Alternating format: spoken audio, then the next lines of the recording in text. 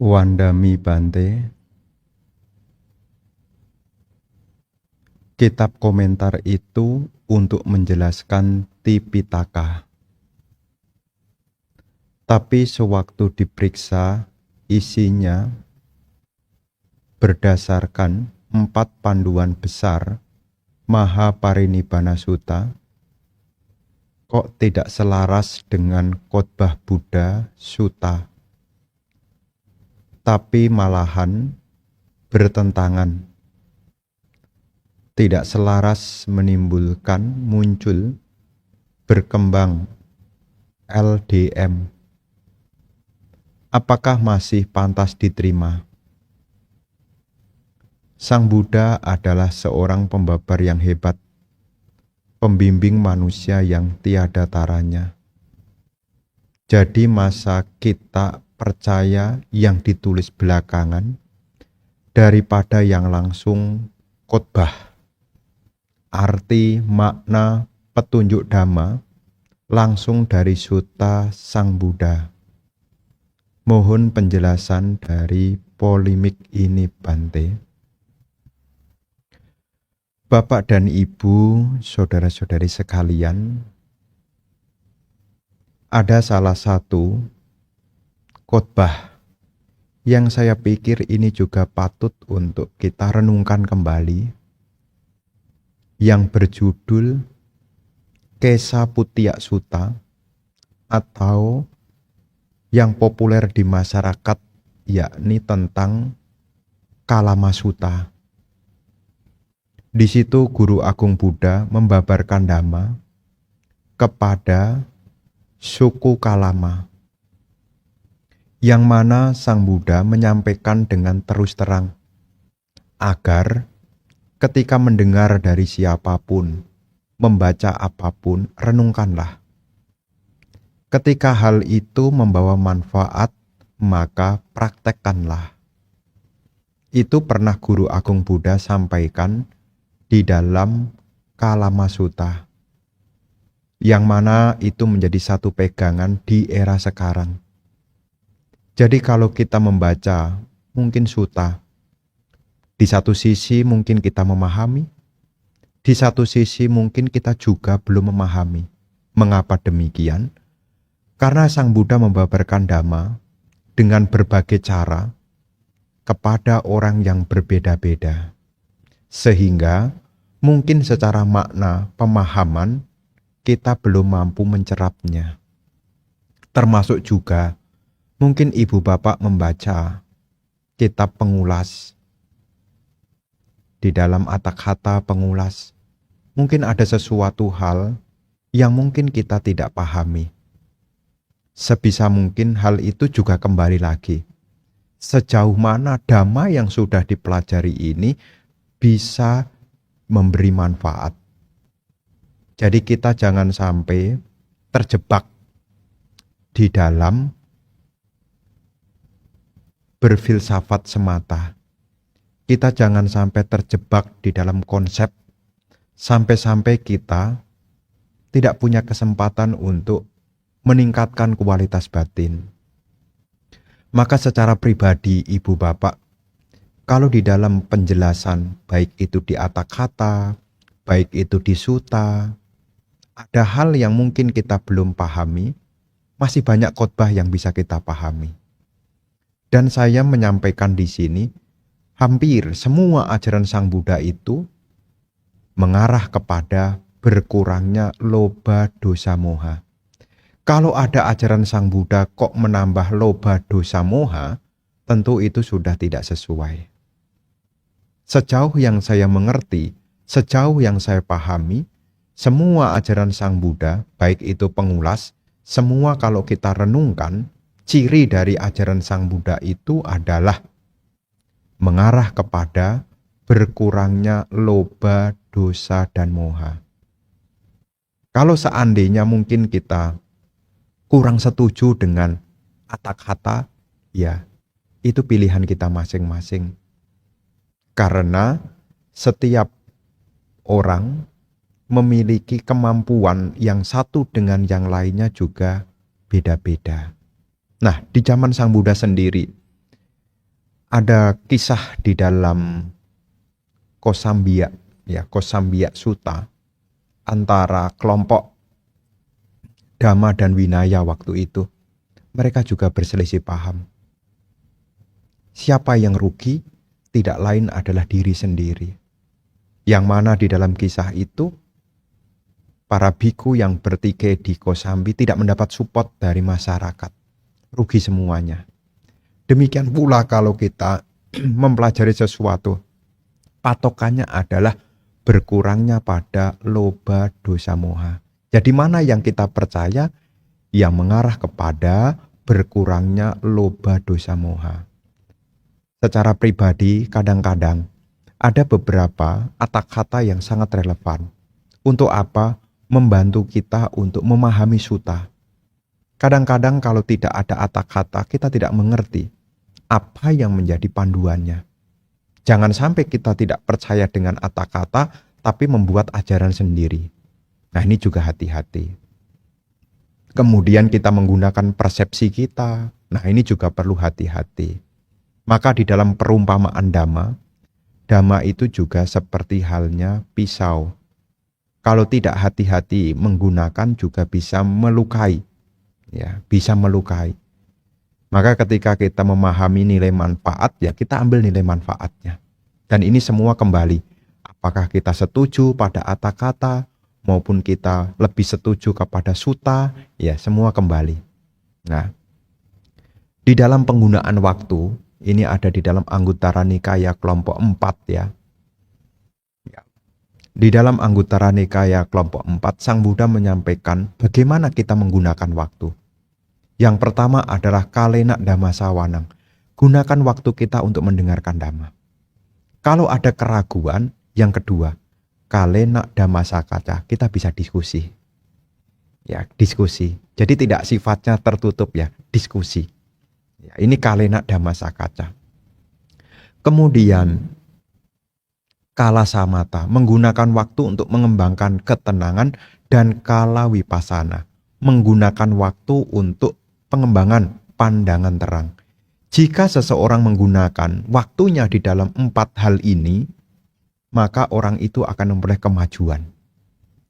Mendengarkan dhamma, kalau ada hal yang diragukan ya diskusi dhamma. Kemudian pengembangan ketenangan, kala samata, termasuk juga menggunakan waktu untuk pengembangan batin, kala wipasana. Jadi saya tidak menjawab tentang mana yang lebih dipercaya, ya. Kita kembali kepada masing-masing, karena pasti di sini mungkin ada yang suka dengan kata-kata ya ambillah sisi manfaatnya. Ya, termasuk mungkin kita lebih suka condong ke sutta, ambillah sisi manfaatnya. Manfaatnya apa? Mengarah pada berkurangnya loba, dosa, dan moha. Ya, dalam istilah yang populer ya, lenyapnya asawa. Baik itu kamasawa, bawasawa, dan juga awijasawa. Nah, ini perlu kita renungkan kembali. Kemudian lanjutannya. Berkenaan tentang nimitta, saya cek dengan beberapa guru meditasi yang menyatakan bahwa keinginan-keinginan untuk nimitta itu adalah penghalang dalam citta bawana. Kita melepas bukan mencari, mendambakan. Mohon pendapat Bante. Nah, ibu bapak, saudara-saudari sekalian, memang seperti apa yang kita ketahui, pencapaian ketenangan batin itu sifatnya sarana, membantu. Seperti halnya ada salah satu perumpamaan. Kalau kita sedang melakukan perjalanan, mungkin di pinggir jalan kita melihat lampu.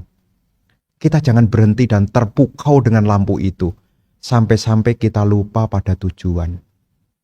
Demikian pula dalam berlatih, mungkin ada beberapa yogi yang mungkin punya pengalaman nimitta, tetapi di situ dia tidak berhenti. Karena tujuannya bukan berhenti pada nimitta, apalagi menggandrungi nimitta. Kalau menggandrungi nimitta, nanti punya konsep nimitta adalah milikku. Sehingga apa kalau menggenggam milikku, anicca tidak kekal. Jadi anicca, ketidakkekalan tidak mampu dilihat. Kenapa?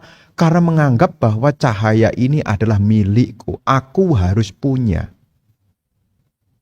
Ini nanti jadi penghalang di dalam apa cara pandang.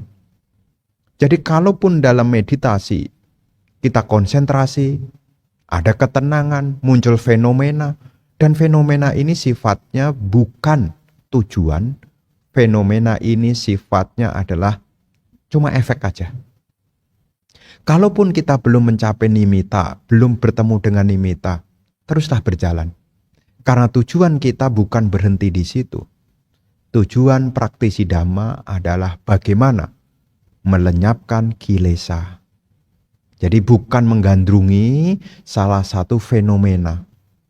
Nanti kalau kita menggandrungi, apalagi terobsesi, menggenggam ini milikku, ini sudah bertentangan. Ya, bertentangan. Terus bagaimana menyikapinya? Pahami ini pun juga tidak kekal. Mengapa ini tidak kekal? Karena ini pun juga mengalami kemunculan bersebab karena kondisi. Sesuatu yang berkondisi adalah anicca. Sabe sangkara anicca. Dan segala sesuatu yang berkondisi maupun tidak berkondisi, ini juga bukan milikku. Nah, ini cara pandang.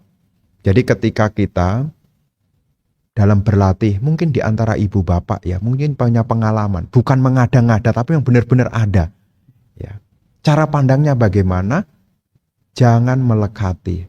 Anggaplah, pandanglah ini hanyalah fenomena. Dan fenomena ini juga kemunculan bersebab, tidak perlu dicari-cari, tidak perlu dilekati, karena ini adalah fenomena. Dan fenomena ini tidak patut dipandang sebagai ini aku, ini milikku, ini diriku.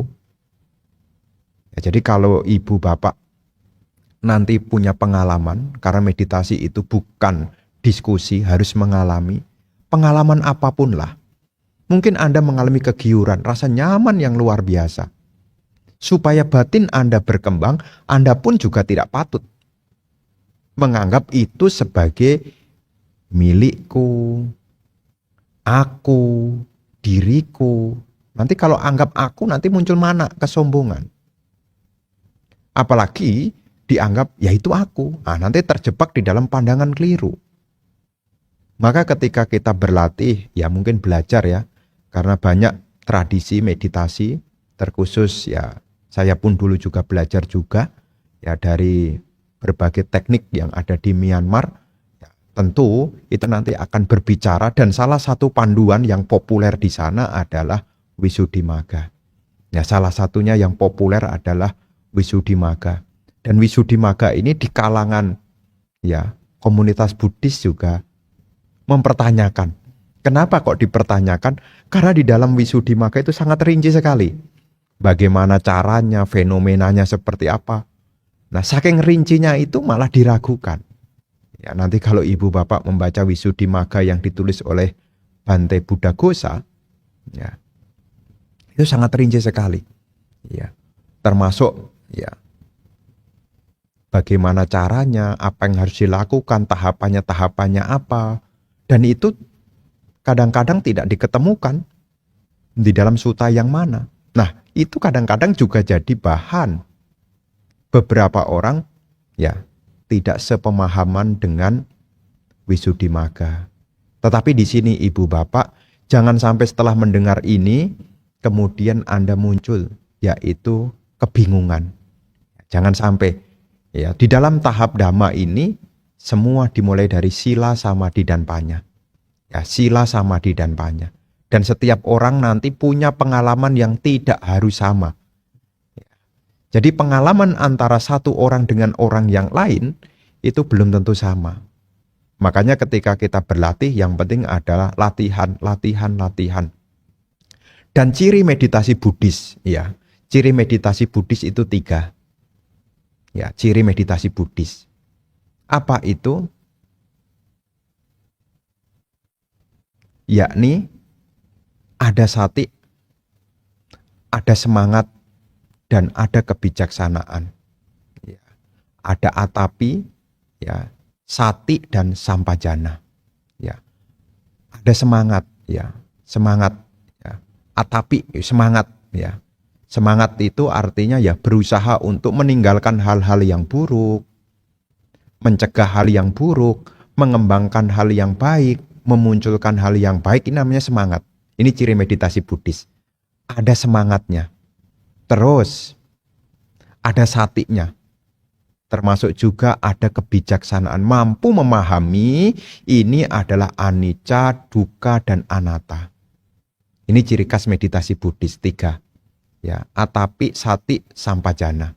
Yang sekarang populer dengan istilah ada semangat, ada sati, dan ada kebijaksanaan. Ya. Kalau hanya sati semata, ini belum sempurna. Harus disertakan yaitu ada kebijaksanaan dan ada wirya di dalamnya. Ini ciri meditasi Buddhis. Jadi ketika kita ingin mengembangkan batin yang mengarah kepada kepadaman kilesa, ya 3 ini. Ada semangat, ada sati, perhatian, dan juga ada kebijaksanaan. Ini cita bawana. Ya, ciri dari pengembangan batin. Batin yang berkembang. Ya. Begitu ya. Jadi nanti di dalam masyarakat berbagai macam penjelasan meditasi yang patut untuk dijadikan pegangan adalah apakah ini mengarah kepada berkurangnya loba, dosa, ataupun moha. Kalau ada keraguan lagi ya bisa diskusi. Itulah gunanya belajar Dhamma. Ya, Dhamma itu sifatnya terbuka. Kalau ada keraguan, ya di zaman Sang Buddha sekalipun masih hidup, beberapa murid yang sudah mendengar sekalipun timbul keraguan. Ketika ragu mereka menghadap Sang Buddha. Nah, di antara kita juga sama. Mungkin kita mendengar dari guru ini, guru itu. Nimbul keraguan, ya kita boleh bertanya. Syukur-syukur, ya kalau guru, pembimbing bisa menunjukkan. Ya ini di sutta itu lebih autentik. Ya, sehingga kita ya, tambah yakin. Nah, ini salah satu manfaatnya dalam hidup ini kita punya kalyana mita. Begitu ya tanggapan saya ya.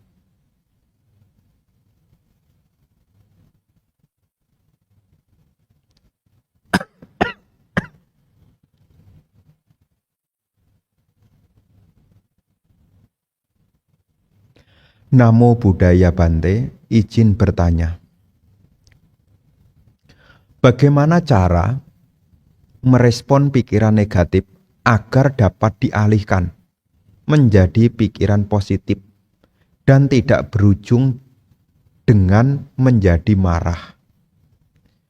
Bapak dan Ibu, saudara-saudari sekalian, di dalam Anguttara Nikaya kelompok 1, khususnya bagian dari Niwarana, di situ Sang Buddha menjelaskan bahwasanya kapan munculnya biyapada tidak lain adalah ketika ada hal yang tidak menyenangkan diperhatikan terus-menerus. Jadi pikiran negatif itu bisa muncul, termasuk kemarahan juga bisa muncul dikala kita memperhatikan secara terus-menerus objek yang tidak menyenangkan. Contohnya apa? Kita perhatikan perilaku orang yang tidak menyenangkan itu. Ya kalau diperhatikan terus yang tidak menyenangkan ya jadi tidak enak. Mendengar suara orang yang tidak menyenangkan diperhatikan terus-menerus, timbullah kejengkelan. Bertemu dengan orang yang tidak menyenangkan diperhatikan terus-menerus, maka biyapada akan muncul. Nah, kalau biyapada muncul, nanti juga akan memicu. Bisa muncul koda, kemarahan, bisa muncul domanasa, perasaan tidak senang, dan akhirnya mengarah kepada pikiran yang buruk.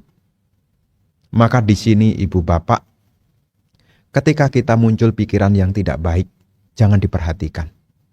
Jangan diperhatikan.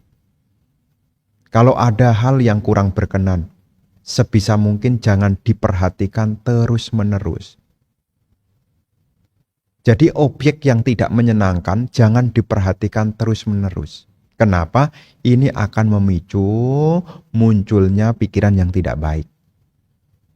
Sebaliknya juga di dalam Niwarana Waga itu juga disebutkan, Kalau ada objek yang menyenangkan, ini sebaliknya. Kalau diperhatikan terus-menerus, ini pun juga akan memunculkan yaitu kamak canda, ya nafsu kesenangan. Maka kita ketika melihat, mata ini melihat, telinga ini mendengar, maka disitulah kita harus sertakan yakni kebijaksanaan. Sehingga ketika kita melihat yang menyenangkan, kita tidak melekati. Ketika kita mendengar yang tidak menyenangkan, kita pun juga tidak melekati. Terus bagaimana? Kalau kita mengetahui itu tidak menyenangkan, jangan diperhatikan. Berusaha untuk mengembangkan hal yang baik. Ya, salah satunya adalah melalui pandangan benar. Ya, kalau mau marah ya, pandangan benarnya dimunculkan. Tentang apa? Tahu bahaya kemarahan. Tahu kerugian kemarahan. Punya pandangan benar. Tahu manfaat kesabaran. Tahu manfaat ketenangan. Tahu manfaat dari cinta kasih. Sehingga apa? Kita dihadapkan pada pilihan. Pilih yang mana? Mau mengembangkan hal yang baik atau melekati hal yang tidak menyenangkan. Di sini kita diberi kebebasan untuk berkesadaran. Pilih yang mana? Itulah gunanya pandangan benar. Dari mana kita punya pandangan benar? Ya dari mendengarkan dhamma.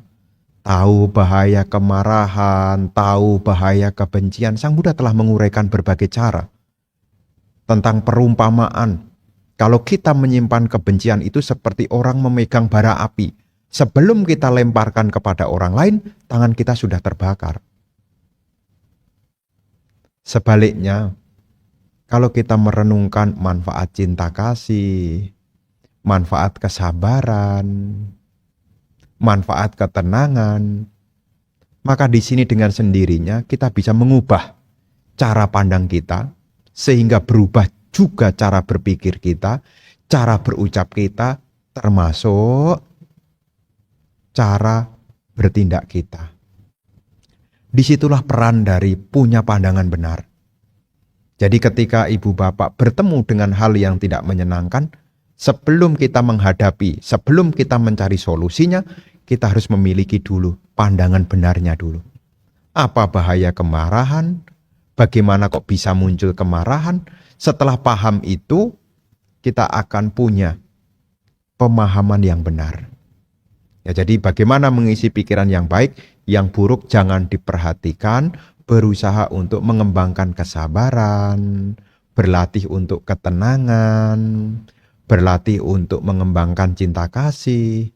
Ya. Tapi kan saya belum bisa, Bante. Itulah gunanya kita latihan.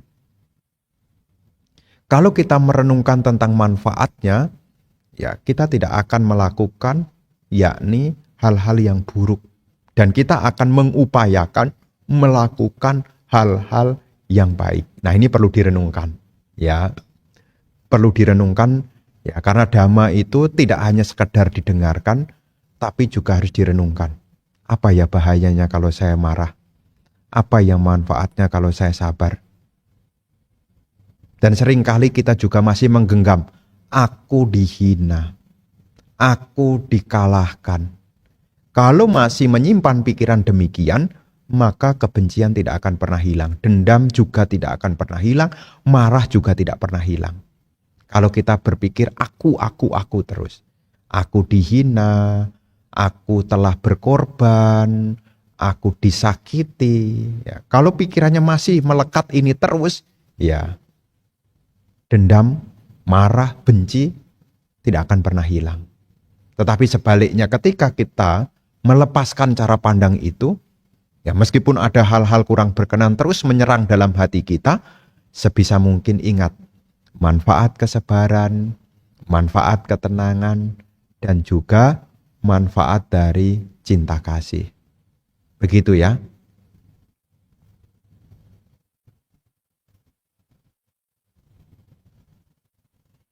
Wandami Bante, mau tanya kembali. Antara jana dan sotapana, mana yang akan lebih cepat menghantarkan seseorang mencapai arahanta. Nah, yang sudah bisa dipastikan lebih cepat adalah Sotapanna. Mengapa? Karena Sotapanna itu sudah disebut pemasuk arus. Bahkan Sang Buddha sendiri menyebut maksimal 7 kali kelahiran.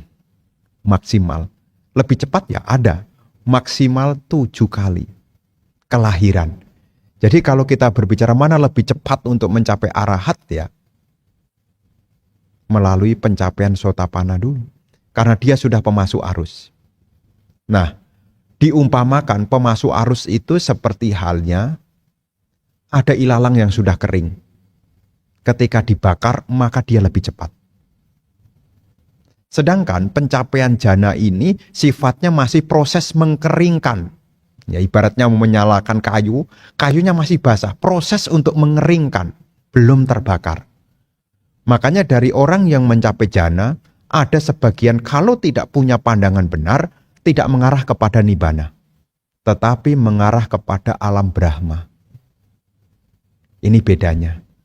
Tetapi kalau orang itu punya pandangan benar, ya, kemudian punya jana, ini nanti bisa mengarah kepada pemasuk arus. Kenapa? Karena jana itu juga bagian dari sama samadhi.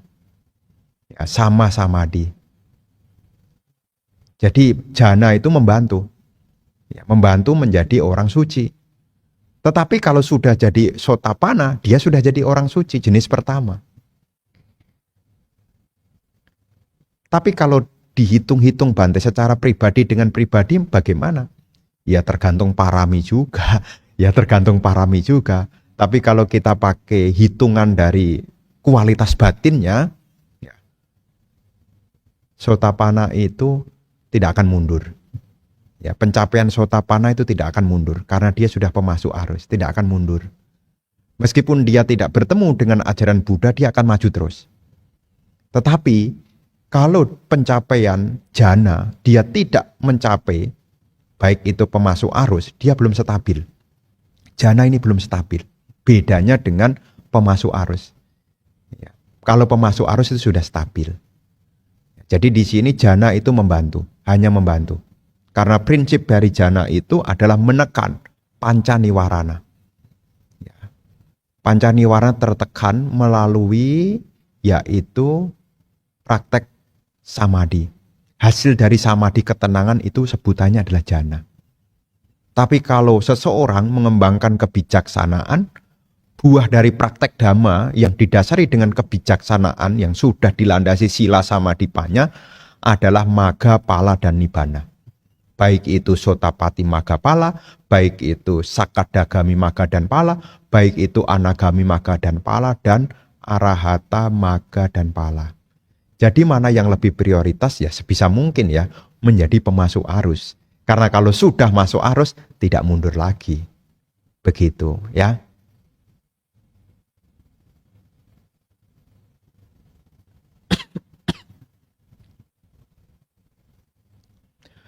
Wandami Bante, Parita Atthana Tiya tuh memuja Buddha yang pernah ada ya.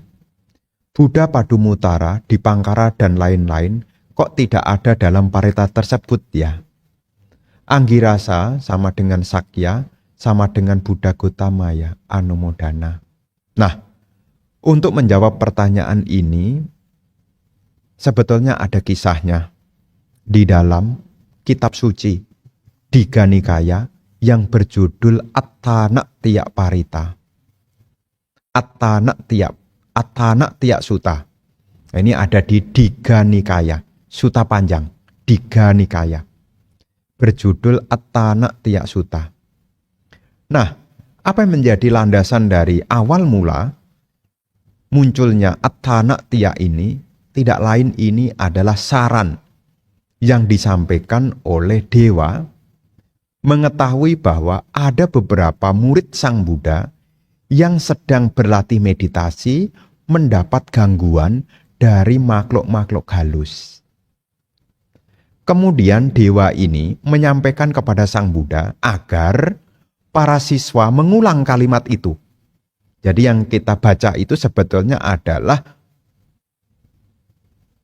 hal yang pernah disampaikan oleh dewa kepada Sang Buddha agar para siswa ketika berlatih meditasi di hutan, di tempat yang sepi, tidak mendapat gangguan dari makhluk-makhluk, maka para siswa yang berlatih itu diharapkan untuk mengulang syair Attanatya itu, yang dimulai dari Vipassisana mato Cakkumantasa sirimato Siki sapinamato sababutanu kampino Wesabusana matu nahat takasatapasino dan seterusnya itu. Nah, jadi di sini bukan Sang Buddha, tetapi yang menawarkan adalah dewa. Supaya apa? Para bhikkhu mengulang sutta ini ya di saat sedang berlatih meditasi, dan Sang Buddha menyetujui. Ya, menyetujui. Itulah asal muasal munculnya Attanatya Sutta itu. Nah, mengenai Anggirasa adalah benar. Itu mengacu kepada Buddha Gotama.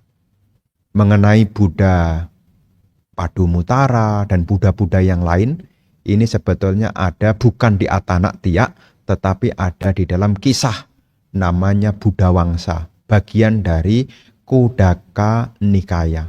Satu kitab khusus yang berjudul Silsilah Para Buddha, namanya Buddha Wangsa, begitu ya.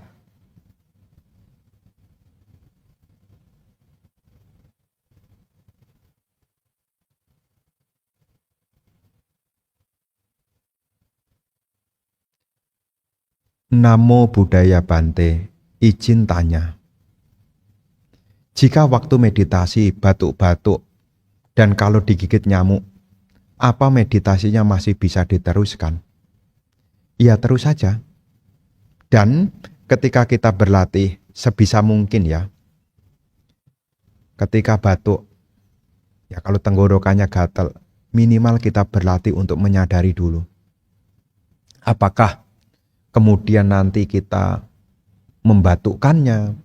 Apakah kita mengamatinya? Ya, kenapa tujuannya? Supaya kita juga muncul pemahaman bahwasanya rasa gatal ini adalah kemunculan bersebab. Rasa gatal ini juga bukan milikku, bukan aku, bukan diriku. Kenapa? Karena rasa gatal ini karena kondisi. Ya, kondisi. Mungkin tenggorokan kita kering. Nah, ini kan kondisi. Dan ketika kita digigit nyamuk sekalipun, ya sebisa mungkin juga disadari dulu. Kalau tidak tahan, pelan-pelan, ya pelan-pelan diusap, ya, pelan-pelan. Dan ketika ada fenomena digigit nyamuk, juga jangan ada anggapan aku, ya, tubuhku, ya, milikku, diriku. Nah, cobalah diamati. Ini juga kemunculan bersebab. Fenomena gatal ini juga kemunculan bersebab. Ada kulit, ada nyamuk, ada indera pengetahu, muncullah kontak. Ada kontak, kita bisa mengenali. Ini menyenangkan, ini tidak menyenangkan. Kalau ini tidak menyenangkan, maka kalau tidak disadari akan muncul kebencian. Tapi kalau ini disadari, kita bisa maklumi bahwasanya ini anatta. Jadi ketika kita berlatih ingin memunculkan pandangan terang, ada fenomena apapun, baik itu tenggorokan gatal, tahan dulu. Lihatlah, ini kemunculan bersebab. Karena ada tenggorokan, karena ada fenomena, sehingga muncul reaksi, dan reaksi ini pandanglah, ini adalah tidak kekal. Dan sesuatu yang tidak kekal ini bukan aku, bukan milikku, bukan diriku. Kenapa? Ini berubah-ubah. Ini pun juga akan berlalu. Dan kalau sudah berlalu ya tidak ada. Kenapa kok bisa ada, Bante? Karena kondisi. Nanti fenomenanya akan berubah. Jadi ketika Anda mengalami pengalaman, ya jangan cepat bereaksi. Lihatlah kemunculan bersebab. Lihatlah ini ketidakkekalan. Dan sesuatu yang tidak kekal ini juga bukan milikku, bukan aku, bukan diriku. Apa manfaatnya, Bante? Ini bagian cara untuk memunculkan pandangan terang. Karena kalau kita segera bereaksi, maka kita tidak muncul pemahaman. Sehingga setiap saat kita masih melekati, ini aku, ini milikku, ini diriku. Padahal semua fenomena ini adalah karena kondisi. Begitu ya.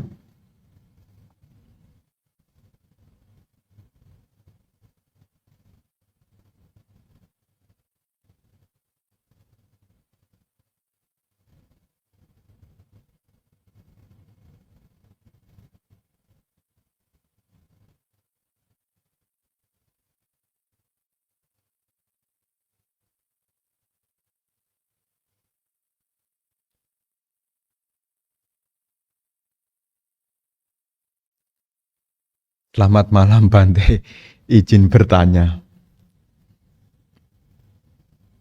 Perihal pekerjaan.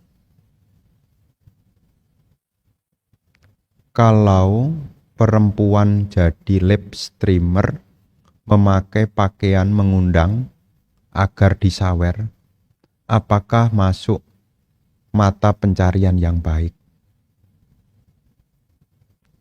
Nah, di sini ya di masyarakat itu punya etika. Ya, kadang-kadang meskipun tidak tertulis di dalam kitab suci, tetapi di masyarakat itu punya budaya. Ya. Jadi di mana kita berada itu juga tidak lepas dari di mana kesepakatan itu juga berlangsung. Jadi di dalam masyarakat tentu ya kalau ada hal yang mungkin ya sifatnya mungkin kurang sesuai, maka masyarakat akan menilai buruk. Dan sebisa mungkin ya kalau begitu ya di dalam masyarakat juga tersebut menjadi penghidupan yang tidak benar. Ya, ini secara apa? Ya, kan tidak membunuh Bante, tidak mencuri Bante. Kan tidak berbohong juga Bante. Ya memang, tetapi di masyarakat itu ada norma, ada etika, ada kepantasan. Ya, ada norma, ada etika, ada kepantasan. Dan di situ juga demi diri sendiri juga. Ya, demi diri sendiri juga. Jadi kita jangan menilai orang lain ya maksud saya. Ya mungkin setiap orang punya profesi masing-masing. Tapi karena bertanya di malam hari ini ya kembali kepada masyarakat. Ya memang ya itu tidak membunuh, tidak mencuri, ya tidak asusila. Ya. Tetapi di sini ya kembali ke norma masyarakat. Ya. Khususnya di Asia ya menganggap itu sebagai ya mungkin kurang sesuai. Ya. Begitu ya tanggapannya ya.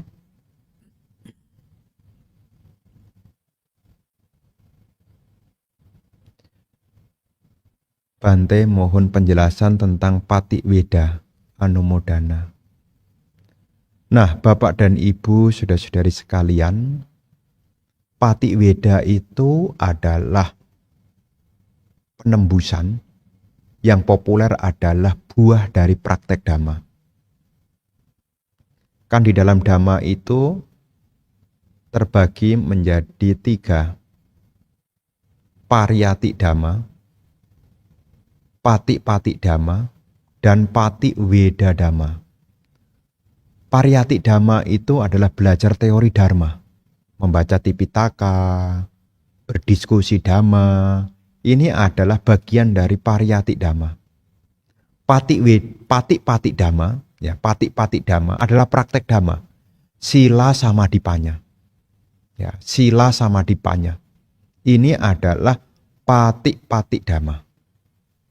Dan Pati Weda Dhamma adalah hasil dari praktek penembusan Dhamma istilah lainnya.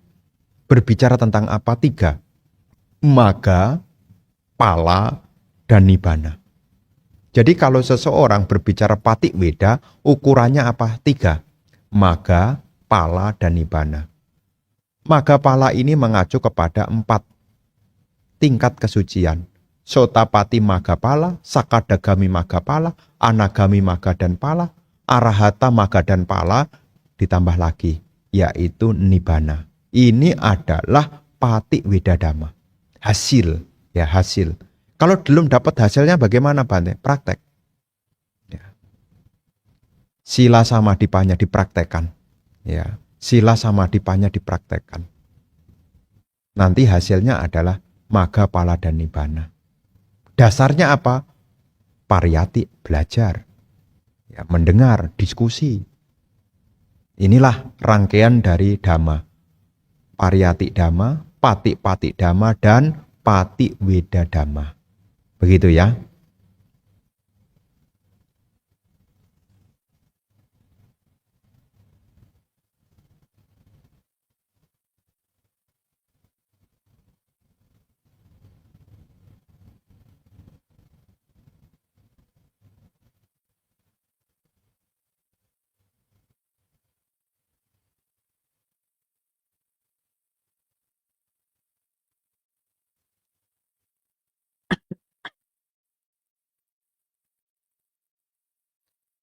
Ya, ini ada lanjutannya ternyata.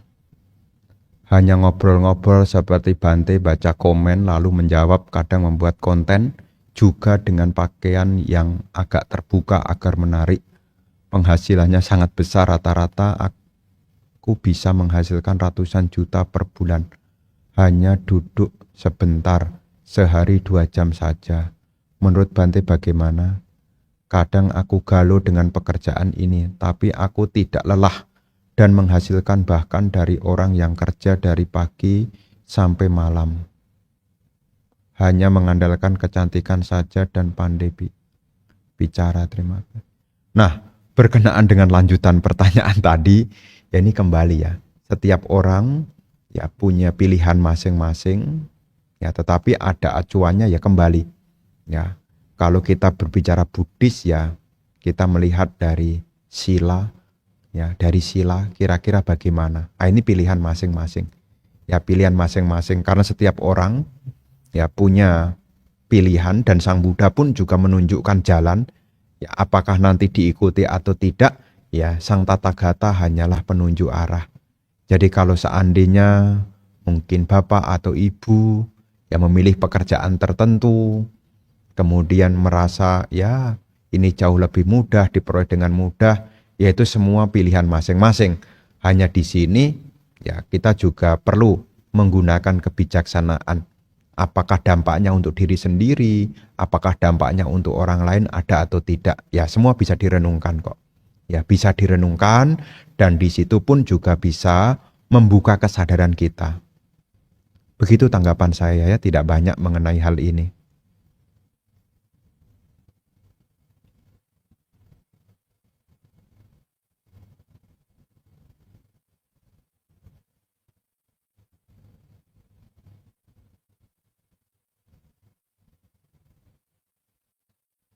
Selamat malam Bante, Namo Buddhaya Bante, izin tanya Bante. Kalau lagi bolehkah melakukan pembacaan parita dan melakukan meditasi? Ya tentu tidak jadi persoalan, ya tentu dipersilahkan. Ya jadi tidak mengurangi kualitas dari batin. Jadi ketika kita meditasi, kemudian kita baca parita, ya tidak ada urusannya dengan urusan yaitu siklus bulanan. Karena setiap orang itu sifatnya, khususnya wanita, itu sifatnya adalah biologis, akan dialami. Tetapi di sini pengembangan batin tidak berhenti hanya karena adanya perubahan sistem yang ada di tubuh. Selama kita menggunakan waktu untuk menuntun diri di dalam nilai-nilai hal yang bajik, ya tentu tidak jadi persoalan. Ya, saat itu kita gunakan meditasi, saat itu juga kita baca parita, ya ini kan bermanfaat. Ya tidak jadi persoalan ya. Jadi tidak kemudian oh ini hari ini dianggap kotor begitu. Karena letak kekotoran itu bukan di tubuh ya. Letak kekotoran itu ada di dalam batin yang bersama dengan loba dosa moha itu. Jadi kalau kita mengalami hal seperti yang diceritakan tadi, bukan berarti kita kotor. Karena letak kekotoran itu secara Buddhis, ya letaknya itu bukan di tubuh. Ya, memang tubuh ini kotor. Hakikatnya tubuh ini kotor. Tapi yang lebih kotor daripada tubuh ini adalah pikiran. Ya. Karena persepsi apapun, ya ini muncul dari pikiran kita. Bahkan masalah-masalah besar itu juga terjadi dari pikiran yang kotor. Keserakahan, kebencian, kegelapan batin. Ini kan menjadi hal yang membuat kotor. Bahkan makhluk-makhluk bisa jatuh ke alam menderita ya karena dari pikiran yang kotor juga. Jadi kalau seandainya mengalami siklus bulanan seperti yang tadi diceritakan, ya tetaplah berbuat baik, tetaplah berbuat baik. Begitu ya.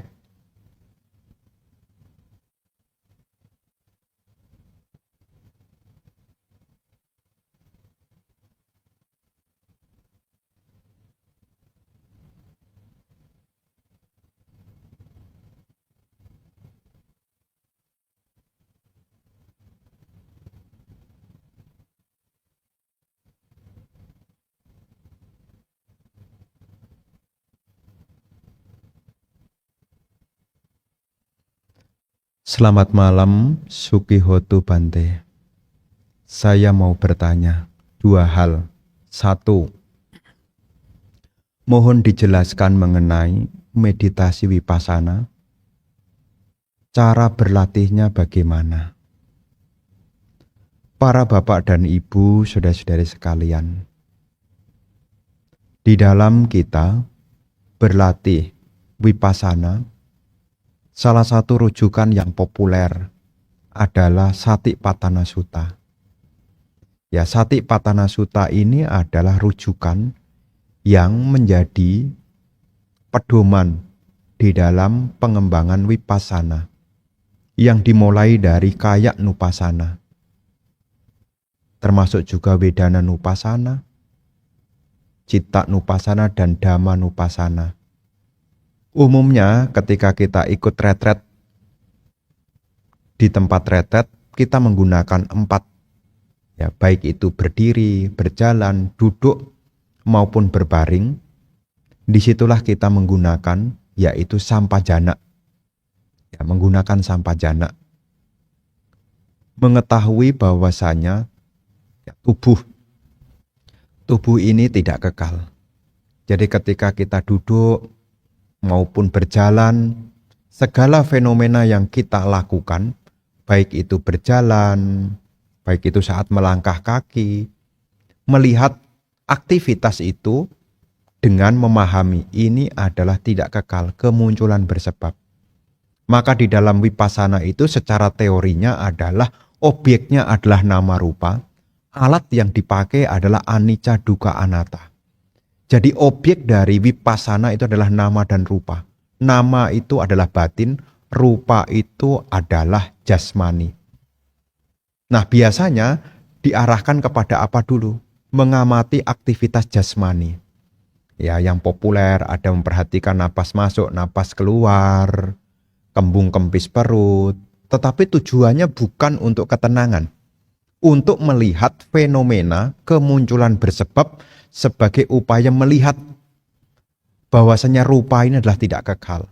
Ya, ketika kita duduk mungkin memperhatikan kembung kempis perut, melihat fenomena ini adalah ini loh tubuh tidak kekal.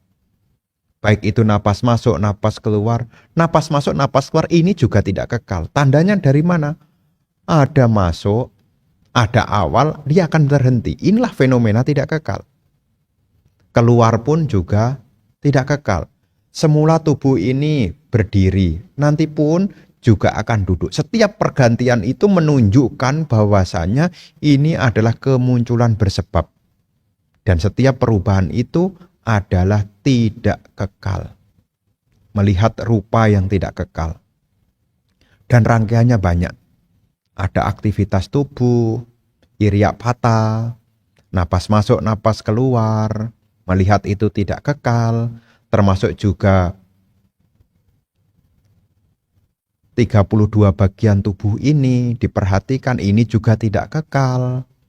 Ya, melihat tubuh yang tidak kekal ini adalah rupa, rupang anicang. Termasuk juga ada perasaan, rasa menyenangkan, tidak menyenangkan, kita juga harus lihat wedana anicca. Termasuk juga kita melihat apapun yang kita tandai, ini apa, melihat itu juga melihat sanya anicca. Termasuk juga kalau muncul buah pikir, tidak perlu dikomentari, lihatlah, ini pun juga tidak kekal. Termasuk kesadaran indria. Kadangkala kita melihat, kadang-kadang kita mendengar, kadang-kadang kita mencium, kadang-kadang kita merasakan, kadang-kadang kita bersentuhan. Ya, termasuk kesadaran indera pikiran kita pun, ini pun juga tidak kekal. Jadi melihat nama rupa yang tidak kekal, inilah praktek vipassana. Ketika kita terus melihat anicca-anicca di dalam pancakanda ini, seseorang akan memperoleh pemahaman bahwasanya rupang anatta, wedana anatta, sanya anatta, sangkara anatta, winyanang juga anatta. Ya, anatta itu apa? Ini bukan milikku, bukan aku, bukan diriku. Lantas siapa Bante? Nah, maksudnya apa? Kok disebut ini bukan milikku? Sebagian dari kita punya kegandrungan bahwasanya tubuh ini menyenangkan. Sehingga kita klaim tubuh ini milikku.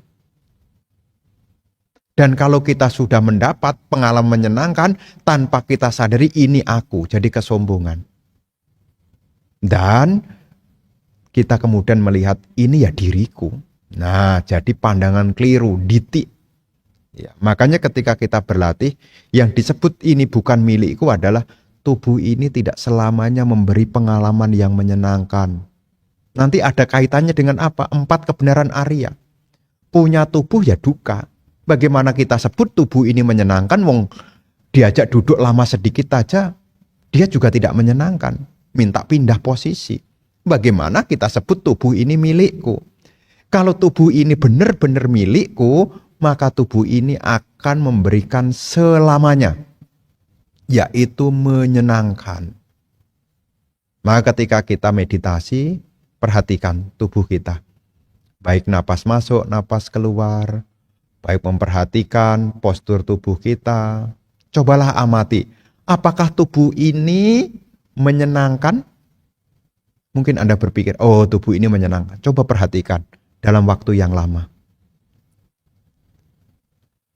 Ketika mungkin sudah 30 menit, Anda punya mengalami pengalaman. Kalau bukan tubuhnya yang berubah, mungkin perasaannya berubah. Nah, bagaimana kita bisa menyebut bahwasanya tubuh ini adalah milikku? Nah, itulah dari kita latihan. Maka ketika kita praktek vipassana, objeknya yang diperhatikan adalah nama rupa. Alat yang dipakai adalah anicca. Nanti ketika kita melihat anicca, di situ kita akan melihat dukkha. Ya. Apa manfaatnya Bante? Untuk membuang yang namanya keakuan. Apa urusannya Bante dengan asawa? Asawa jenis pertama adalah kama asawa. Asawa penghanyut berupa kesenangan. Kenapa kita terbawa oleh kesenangan? Karena kita menganggap tubuh ini adalah milikku. Nanti ada kaitannya dengan penghancuran asawa. Ya, ada 3 jenis asawa. Kamasawa, bawasawa, dan awijasawa. Relevansinya ada di mana? Sabbasawa Sutta. Bagaimana seseorang menjadi pemasuk arus dengan cara penglihatan. Dia bisa melihat tentang kamasawa, bawasawa, dan awijasawa. Dia meninggalkan asawa ini dengan penglihatan. Yang dilihat apa? 4 kebenaran Arya. Dia melihat fenomena pancakkhanda ini ya dukkha. Pancakkhanda ini dukkha. Kenapa ada kegandrungan pada pancakkhanda ini? Ya karena ada tanha. Ketika tanha ini dilenyapkan, maka dukkha menjadi lenyap. Bagaimana jalan melenyapkan dukkha? Jalan Arya berunsur 8. Makanya dia melenyapkan yaitu awijasawa. Melenyapkan asawa berupa ketidaktahuan. Dia tahu tentang 4 kebenaran Arya. Dari mana seseorang bisa merealisasi 4 kebenaran Arya? Dimulai dari melihat pancakkhanda ini. Apakah pancakkhanda ini kekal atau tidak kekal? Amati dulu. Dengan ketenangan lihatlah postur tubuh Anda. Mungkin 5 menit, mungkin 10 menit. Apa yang Anda alami? Kekal atau tidak kekal? Berubah-ubah.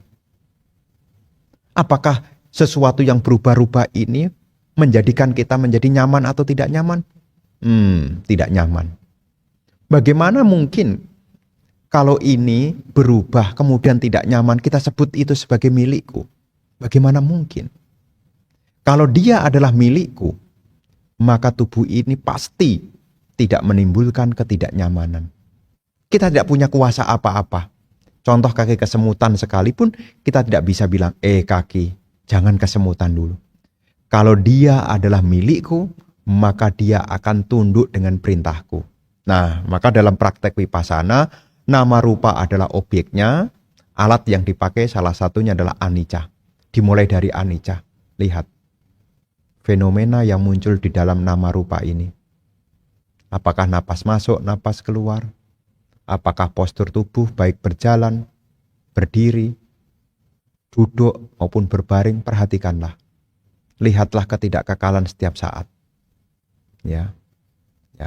Ini gunanya. Ya, di dalam kurang lebih penjelasan singkat mengenai vipassana. Objeknya adalah nama rupa, alat yang dipakai adalah anicca, dukkha, anatta. Ya, seperti apa yang tadi Bante telah sampaikan sedikit tentang, cobalah Anda perhatikan tubuh Anda. Misalnya kita ambil rupa saja, tubuh ini. Apakah kekal atau tidak kekal? Perhatikan. Oh, berubah.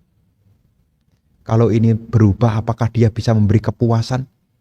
Maka Anda tidak puas, kemudian Anda geser. Itu fenomena yang muncul. Anda lihat ternyata rupa, wedana, sanya, sangkara, winyana sekalipun juga tidak kekal.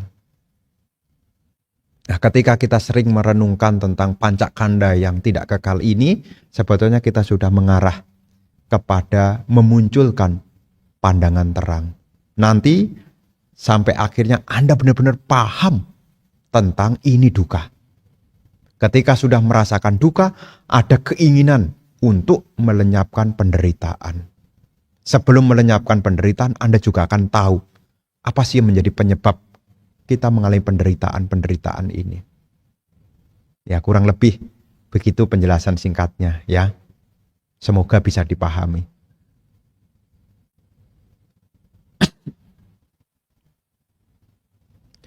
Apakah Sotapanna, Sakadagami, Anagami, dan Arahat bisa dicapai dengan bermeditasi saja tanpa belajar pariyati ya Bante? Semua diawali dari pariyati. Semua diawali dari pariyati. Contoh sederhananya, Pancawaggiya Bhikkhu. Ya, Pancawaggiya Bhikkhu contohnya. Pancawaggiya Bhikkhu yang diketuai, yang dipimpin yang paling tua maksud saya, Bante Kondanya. Bante Kondanya bisa mengerti dari mana? Mulai dari mendengar. Watabo Kondanyo, Watabo Kodanyo. Kondanya mengerti saudara, Kondanya mengerti. Dari mana? Disebut di situ. Bante Kondanya mengetahui karena beliau mendengar. Nah, mendengar ini masuk di dalam pariyati. Pariyati. Jadi seseorang sebelum mencapai yaitu Sotapanna, Sakadagami, Anagami, bahkan Arahat, diawali dari pariyati. Ya, apakah langsung meditasi bisa? Ya, tidak. Landasannya adalah pariyati. Setelah pariyati, kemudian pati-pati yang di dalamnya itu tidak hanya berbicara samadhi, tapi sila samadhipanya. Begitu, ya. Nanti apa kaitannya Bante sila samadhipanya? Nanti kaitannya dengan penghancuran 10 belenggu itu. Sakayaditi, Wicikicca, Silabhata, Paramasa dilenyapkan Sotapanna. Ditambah lagi melemahkan Kamacanda, Biyapada menjadi Sakadagami. Melenyapkan 5-5-nya, Wicikicca, Silabhata, Paramasa, Sakayaditi, Sakayaditi, Wicikicca, Silabhata, Paramasa, Kamacanda, Biyapada, 5 ini dilenyapkan menjadi seorang anagami. Nah, sisa 5-nya ini tugasnya anagami untuk mencapai arahat. Apa yang harus dilenyapkan? Rupa bawa arupa bawa. Rupa bawa itu keinginan lahir di alam arupa, dilenyapkan. Arupa bawa, keinginan lahir di alam arupa, juga dilenyapkan. Mana, kesombongan, dilenyapkan. Udaca, kegelisahan, dilenyapkan. Dan awija, yang terakhir, dilenyapkan. 10-10-nya lenyap menjadi seorang arahat. Ureanya begitu ya.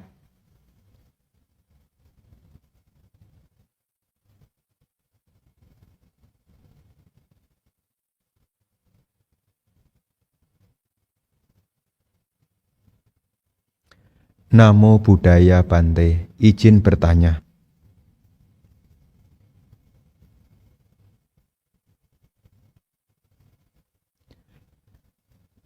Kalau saya fansen ikan lele, apakah saya tidak boleh makan ikan lele lagi? Nah, di masyarakat itu ada yakni pemahaman. Ya. Pemahamannya apa? Takutnya itu adalah ikan yang dilepas itu yang dimakan. Ya. Kalau makan sebetulnya tidak apa-apa. Yang tidak boleh itu membunuh. Kalau seandainya yang dimakan itu sudah jadi, ya mana kita tahu. Ya, mana kita tahu. Maka di dalam Buddhis ini perumah tangga termasuk biku sekalipun ya juga bisa makan yakni daging selama dia tidak melihat, mendengar dan mencurigai. Tapi kalau seandainya mencurigai, maka kita juga sebisa mungkin jangan memakannya. Kenapa? Takutnya nanti menimbulkan penyesalan.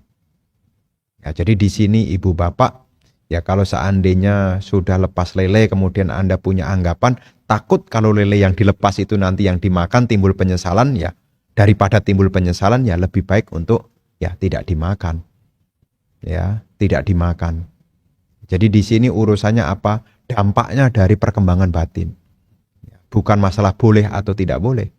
Ya, karena disebut pelanggaran sila pertama itu kan kalau ada makhluk, makhluknya hidup, ada niat membunuh, ada usaha membunuh, makhluknya mati. Ini kan pelanggaran sila. Ya, pelanggaran sila 1. Ada makhluk, makhluknya hidup, ada niat membunuh, ada usaha membunuh, makhluknya mati.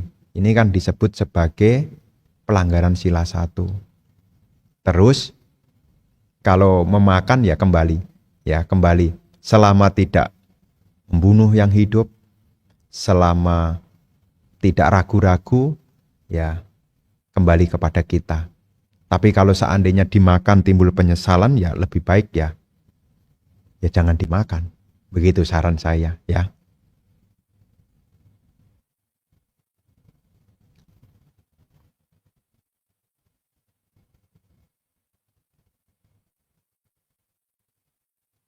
Namo Buddhaya Bante, izin bertanya. Apakah Bante ada mengikuti acara perayaan Katina di wihara kota Medan? Kalau ada, di wihara mana? Ya ibu bapak, untuk masa Katina ini sepertinya saya hanya ada di Banten ya. Hanya di Banten, jadi tidak pergi ke keluar kota. Biasanya saya ke kota Medan itu kalau tidak mengajar Pabaja Samanera di Wihara Mahasampati ya memenuhi undangan di dalam sebulan pendalaman Dhamma. Biasanya di Wihara Mahasampati. Hanya untuk tahun ini ya saya tidak ke sana karena pas kebetulan tahun ini pergi pembinaan ke Amerika. Jadi kemarin masa Waisak saya tidak ikut SPD di Indonesia. Karena memenuhi undangan di New York, di Dallas, dan juga di LA ya. Kurang lebih 1 bulan masa Waisak kemarin.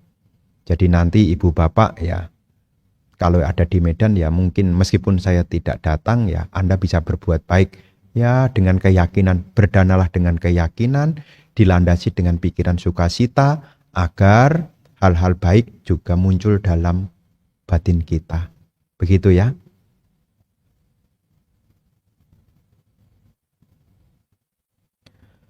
Selamat malam Bante, Namo Buddhaya. Izin bertanya perihal tetangga saya yang didatangi lewat mimpi oleh mendiang nenek. Sudah 3 tahun peringatan dan berkata bahwa dirinya belum mati. Menurut Bante, apakah ada maksud tertentu dari pesan yang disampaikan oleh mendiang nenek saya? Terima kasih. Bapak dan Ibu, saudara-saudari sekalian, di sini memang berkenaan dengan mimpi. biasanya kita hanya disarankan untuk berbuat baik. Ya, kalaupun ada mimpi dari mungkin orang yang punya ikatan karma dengan kita, atau mungkin tetangga yang mimpi tentang saudara-saudara kita tidak tahu apa yang benar, tetapi tidak ada salahnya jika kita berbuat baik dan melakukan pelimpahan jasa. Kenapa demikian? Siapa tahu memang benar membutuhkan jasa kebajikan, mendiang bisa turut mengetahui. Kalaupun tidak benar bagaimana Bante? Minimal kita sudah berbuat baik. Karena meskipun kita sudah berbuat baik, tidak tersalurkan jasa kebajikan kita kepada yang kita tuju, kebajikan tetap menjadi milik dari pelakunya juga. Jadi berkenaan dengan ada mimpi mengenai sanak saudara, apakah nenek, apakah kakek, ataukah mama, ataukah papa yang telah mungkin punarbawa, kalau itu muncul ya pesan saya ya lakukan kebajikan. Apakah berdana makanan, apakah berdana, kalau kepada biku mungkin berdana jubah, ataukah kepada saudara yang lain berdana pakaian, intinya berbuat baik, dan setelah berbuat baik ya niatkan dalam hati. Semoga kebajikan yang saya lakukan ini melimpah kepada, disebutkan mendiangnya. Semoga mendiang ikut berbahagia. Begitu ya.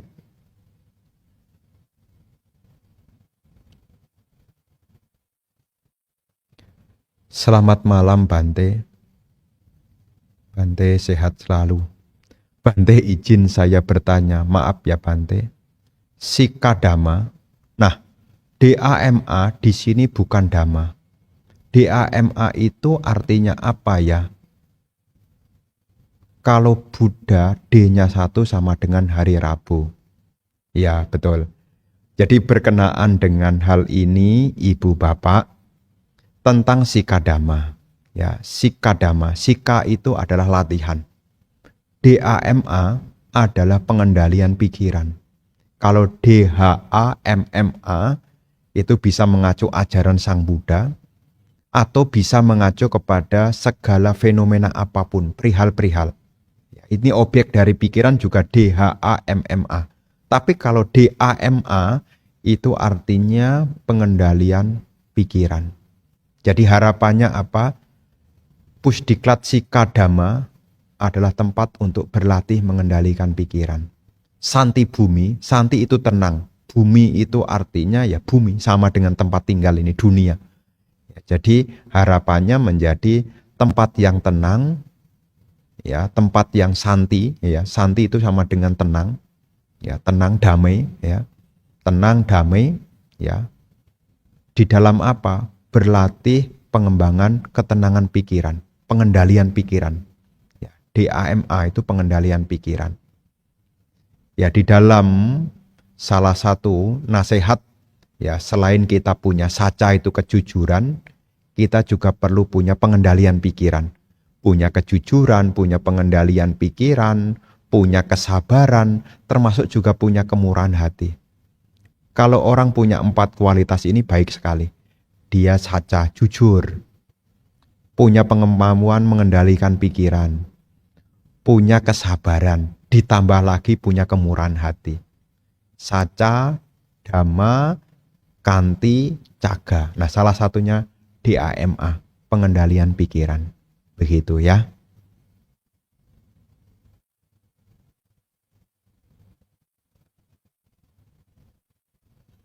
Namo Buddhaya Bante.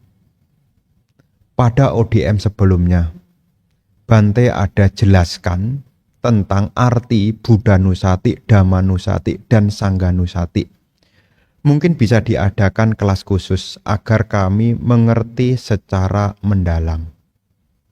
Nah, mengenai ini rencananya itu di bulan, tak lihat kalender bulan apa ya, di bulan September tanggal 14 ya. Bulan September tanggal 14 rencananya di Wihara Jakarta Dhamma Cakajaya. Ya, siang hari setelah puja bakti. Ya, setelah puja bakti akan diadakan ya pembahasan. Salah satunya adalah memahami tentang Tiratana. Ya, Tiratana, Buddha, Dhamma, dan Sangha. Dan di dalam Buddha, Dhamma, dan Sangha itu juga membahas tentang kualitas dari Buddha, Dhamma, dan Sangha. Ya nanti, ya tanggalnya tanggal kurang lebih di tanggal 14 September. Ya masih 2 bulan lagi. Ya begitu. Ya.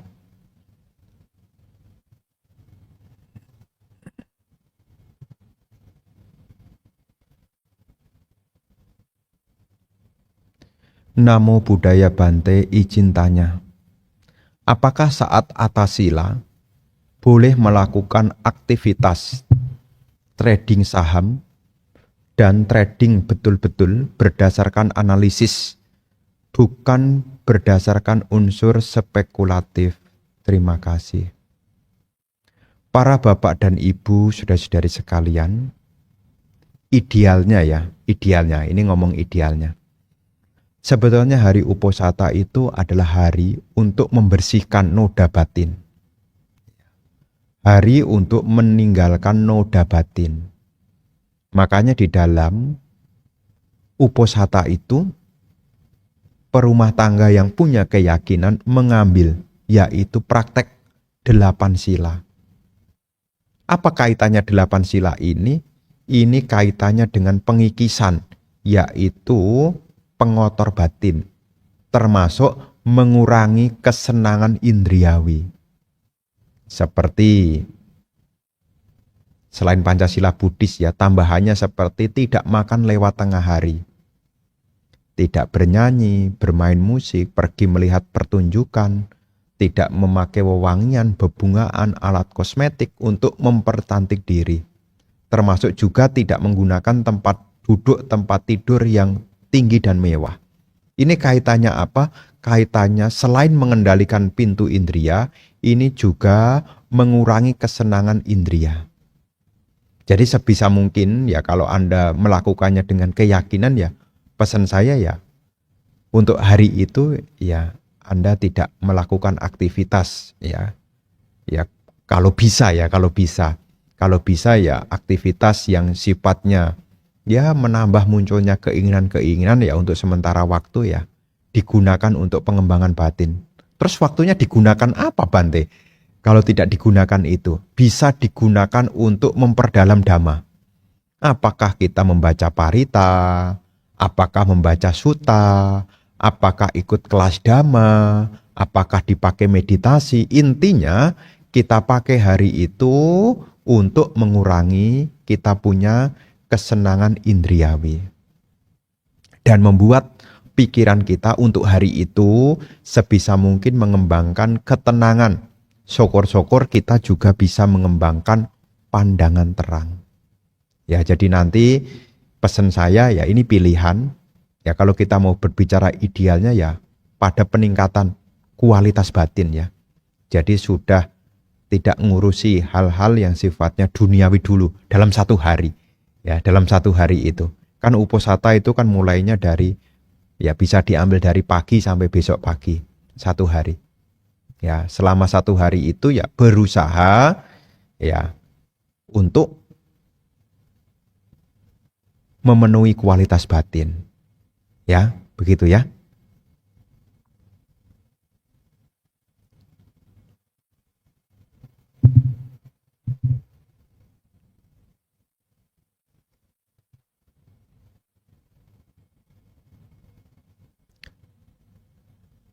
Ini pertanyaan terakhir. Wandami Bante, izin bertanya, mohon dijelaskan makna dari law of attraction. Apakah terjadi karena adanya hukum tarik-menarik? Dan apakah ada hubungannya dengan kontak batin seseorang? Dan apa ada hubungannya dengan hukum karma? Apakah ada kaitannya dengan karma masa lalu? Nah, beberapa orang yang belajar di dalam ilmu tentang teknologi pikiran, beberapa orang mempelajari, termasuk juga memahami tentang bagaimana pengaruh dari pikiran dari apa yang seseorang sering ucapkan. Di sini ini sebetulnya juga berbicara tentang apa? Kondisi. Ya, kondisi. Jadi apa yang bisa muncul semua tidak ada yang kebetulan. Semua itu karena kondisi. Setelah seseorang menghendaki, seseorang harus mengkondisikan. Kalau hanya menghendaki saja dalam pikiran, tidak akan pernah terjadi. Harus disertai dengan adanya tindakan. Karena antara impian jadi kenyataan, itu butuh tali penghubung, yaitu tindakan. Maka ketika seseorang mengaspirasi tertentu, dia juga harus melakukan sesuatu loh. Kenapa? Karena impian akan jadi kenyataan, butuh tali penghubung, yaitu tindakan. Kita tidak bisa hanya memohon, bertekad, pemasuk arus begitu ya.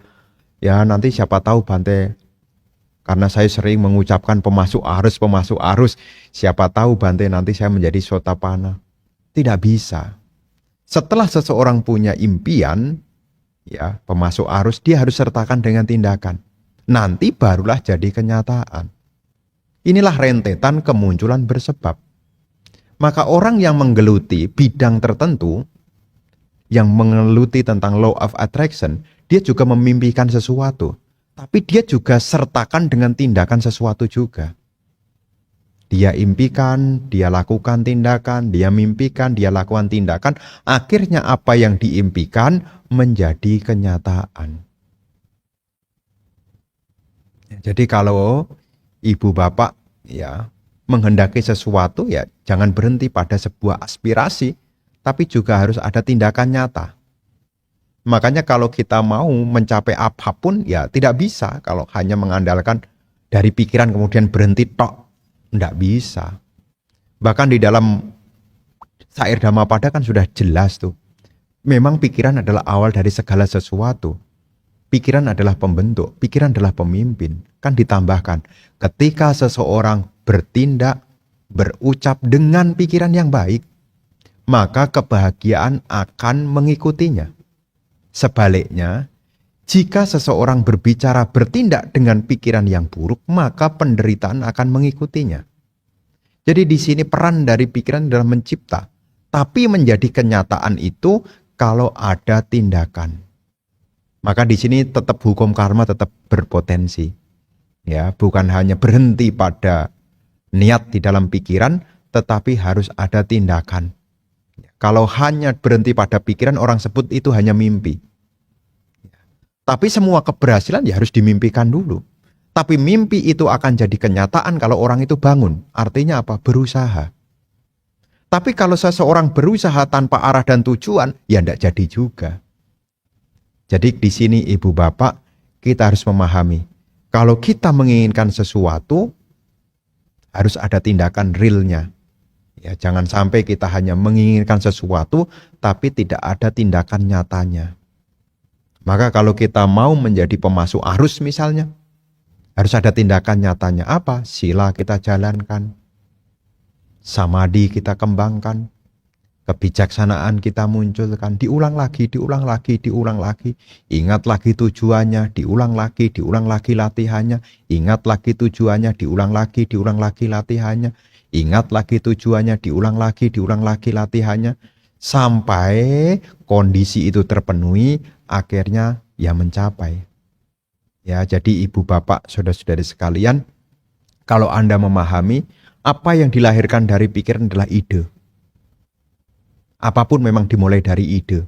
Tapi ide itu akan jadi kenyataan, tetap butuh yaitu tali penghubung berupa tindakan. Ya, termasuk semoga saya berbahagia sekalipun, ya tidak hanya berhenti dalam pikiran. Kita harus wujudkan dalam ucapan maupun tindakan kita. Bagaimana tindakan yang bahagia itu? Bagaimana ucapan yang bahagia itu? Ini juga harus dilakukan. Makanya di dalam Karania Metasutta itu kan di awal juga disebutkan sebagai orang yang cakap, jujur, tulus, ya, rendah hati, berhati-hati, tahu malu, tak melekat pada keluarga-keluarga, tidak berbuat kesalahan, sebetulnya actionnya. Ya, supaya apa? Berkembang di dalam cinta kasih. Begitu, ya.